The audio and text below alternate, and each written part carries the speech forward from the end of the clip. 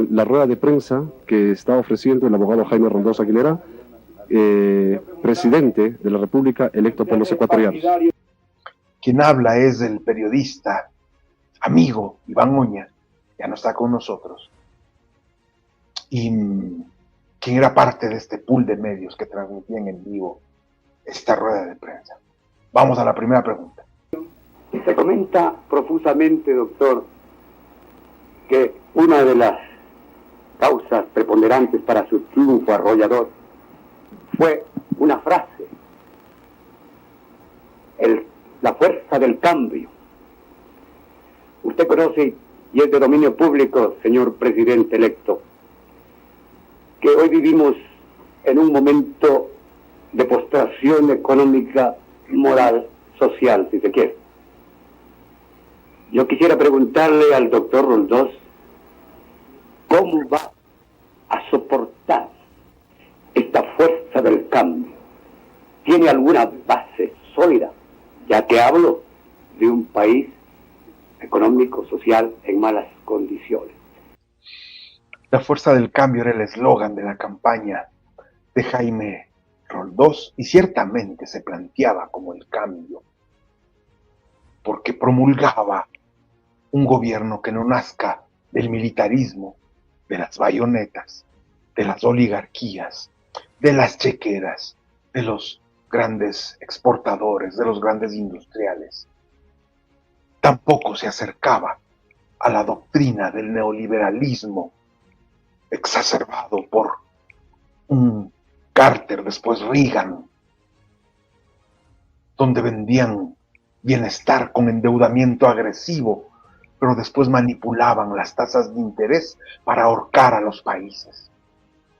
¿Con qué? Con el Fondo Monetario, las cartas de intención y los países ahorcados. Contra eso estaba Roldós, luchar contra el déficit fiscal, luchar contra las devaluaciones, contra los acaparadores del dólar, contra los que sacaban la riqueza nacional fuera, contra la inflación. Contra eso luchaba Roldós, la fuerza del cambio. Ahí estaban los argumentos, que no solo se plasmaron en la campaña, sino ya como gobierno. Subió el salario básico en un 40%. Y se vino pues la conspiración por todos los frentes, policías, militares, élites, el denunciólogo Febres Cordero. No les va a interesar pues que la fuerza del cambio se consolide. Nunca han permitido que la fuerza del cambio se consolide. Vamos a ver la respuesta de Roldós frente a la fuerza del cambio. Y al lado, junto a él, Hurtado, el que traicionó la fuerza del cambio y volvió a lo mismo. Su futuro es muy difícil, señor doctor Roldós. ¿Cuál sería la mecánica operativa para solventar lo difícil que lo viene en lo posterior? Contesta el presidente electo, abogado Jaime Roldós. Al inicio de la campaña y antes de aceptar la candidatura presidencial, sabíamos y sabemos el país en que nos encontramos, las condiciones en que se halla. Por eso precisamente la fuerza del cambio no fue una frase que nació únicamente como eslogan de campaña electoral, sino que nació del análisis de la realidad ecuatoriana. Del estudio de lo que es el país, surgió esta expresión que recoge precisamente el cambio que el Ecuador anhela. Cambios estructurales de nuestra realidad social. Una sociedad semioligárquica, semifeudal y dependiente debe cambiar. Un país que soporta regímenes de facto. Un país que soporta regímenes de facto, una sociedad semifeudal, semioligárquica, tiene que cambiar. Más claro imposible, ¿no? Debe cambiar hacia la constitucionalidad, pero no hacia la ley que vive en el papel, sino la ley que viva y se desarrolle en las instituciones. La inmoralidad que debe desaparecer para que campee una rígida moral administrativa. Creo que el país, porque captó nuestro mensaje, que lo expresamos con profundidad a lo largo de la campaña, es que nos dio ese gran respaldo el domingo 29 de abril. De aumentar las secretarías de gobierno, de reducirlas, ¿cuáles serían estas? Y claro, siempre la inquietud de la prensa empresarial, ¿no? De la prensa tradicional, si va a reducir el tamaño del Estado, el exceso de la burocracia, para atacar a los gobiernos que promueven más bien fortalecer al Estado. Eso significa crear más inversión pública y por lo tanto mayor crecimiento del Estado. Veamos. Pueden mantener el mismo número de carteras. Contesta el abogado Jaime Roldós. Fue planteado una necesaria reforma administrativa a objeto de que la administración pública responda con eficacia, con prontitud, con honradez a la demanda del pueblo ecuatoriano. Algo se ha avanzado, diría bastante, en el estudio de la administración ecuatoriana, y de ese estudio vamos a concretar una definición. Sí puedo decir en términos absolutos es que no está en los caracteres cuantitativos aumentar número de burocracia, a veces aumentar número de dependencias, lo que el país necesita. Está en reordenar la administración pública, imprimirle eficiencia a objeto de que pueda desenvolverse en los términos que el Ecuador lo exige. No iba a reducir el tamaño del Estado, ofrecía reorganizar lo que estaba y poner eficiencia respecto a lo que tenía, a lo que tiene para ese momento, mientras cuestionaba con dardos sagaces la inmoralidad de lo que recibía como país luego de 10 años de dictadura militar, casi 10 años, y principalmente el último triunvirato, el Consejo Supremo de Gobierno,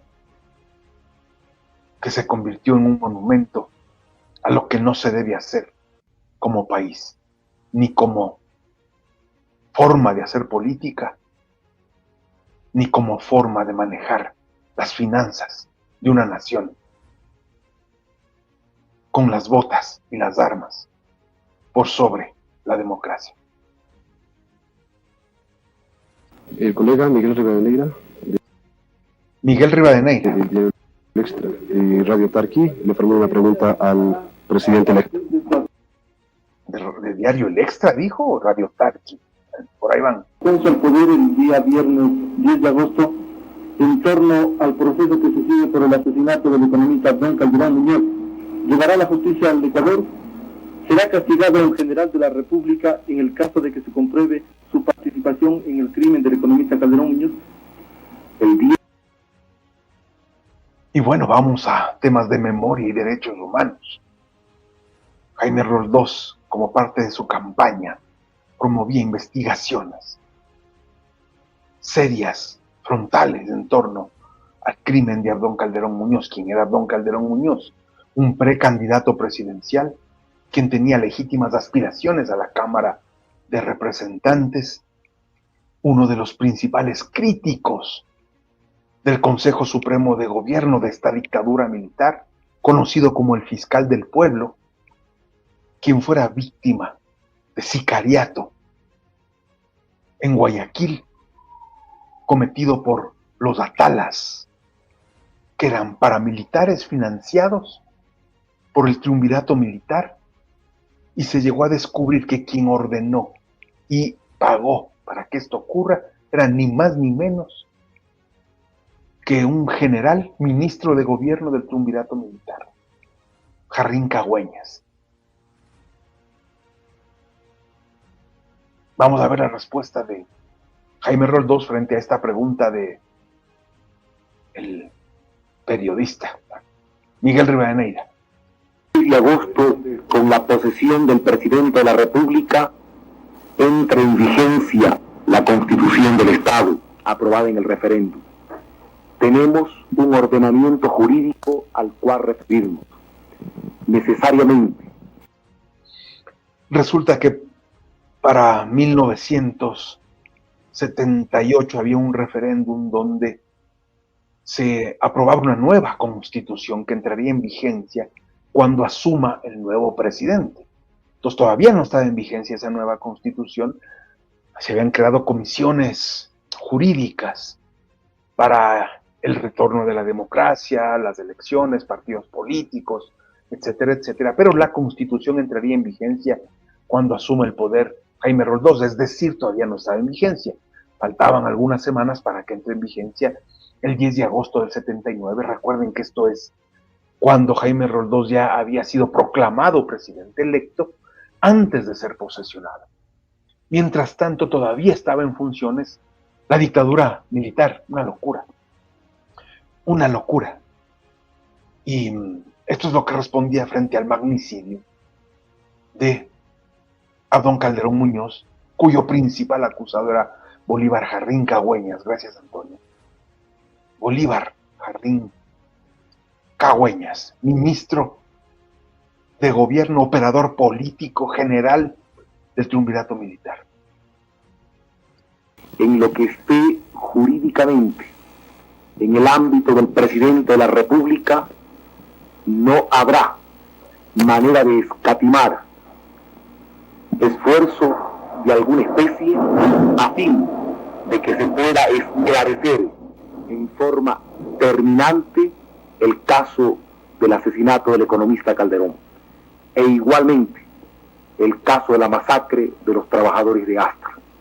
Yo creo que atentados y violaciones contra los derechos humanos no pueden ser pasados en alto en el país. Verdad, memoria, justicia iba a investigar lo que pasó en la masacre de Astra, de trabajadores, en ese ingenio azucarero, donde el gobierno militar ordenó acribillar a decenas de campesinos que se oponían al maltrato, a la precarización en la Troncal, en Astra. ¿Qué pasó? Quedó trunco, quedó impune la masacre de Astra.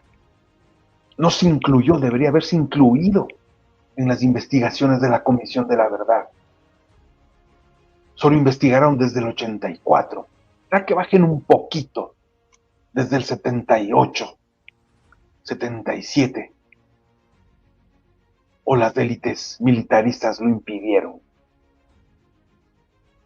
Para que haya impunidad en Astra. Se habla de decenas de fallecidos.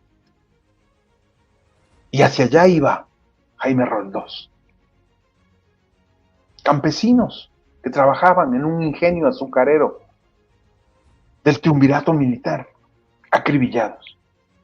Quedó para la historia. Tenemos testimonios, tenemos investigaciones, tenemos mucho para contar sobre Astra. Pero a nadie le importa.